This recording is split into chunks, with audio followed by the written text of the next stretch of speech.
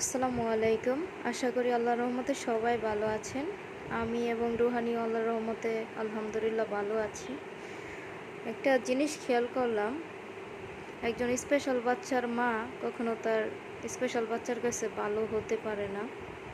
আস্তে আস্তে তার সাথে সম্পর্কটা একটু নষ্ট হয়ে যায়। এই যেমন একটা সময় রুহানির সাথে আমার আন্ডারস্ট্যান্ডিংটা অনেক ভালো ছিল।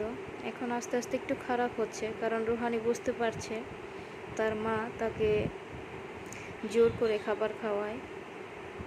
খাবার খাওয়ানোর জন্য বকাঝকা, একটু রাগ করে, এটাও রুহানি পছন্দ করে না। সেকেন্ড হচ্ছে প্রতিদিন ওষুধ খাওয়াইতে হয়।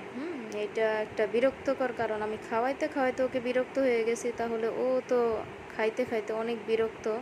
ও হয়তো মনে মনে ভাবে যে আমার মা ইচ্ছা করে এই ওষুধগুলো আমাকে খাওয়ায়। যেহেতু সে একটা বাচ্চা, আস্তে আস্তে হয়তো ঠিক হয়ে যাবে আল্লাহর রহমতে। তারপরে যেমন একটা নর্মাল বাচ্চা একটা খাবার খেলো না, অন্য আরেকটাও খাবার খেলো, সেই পুষ্টিটা পাইলো। বাট একটা স্পেশাল বাচ্চা খাবারটা না খাইলে আমাদের চিন্তা করতে হবে, ওকে তো ওষুধ খাওয়াতে হবে, ওকে একটু খাওয়াইতে হবে, একটু জোর করেই খাওয়াতে হবে।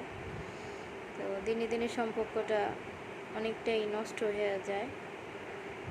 তো এই জিনিসটা আসলে কি বলবো, দুঃখজনক না নর্মালি মনে হয়।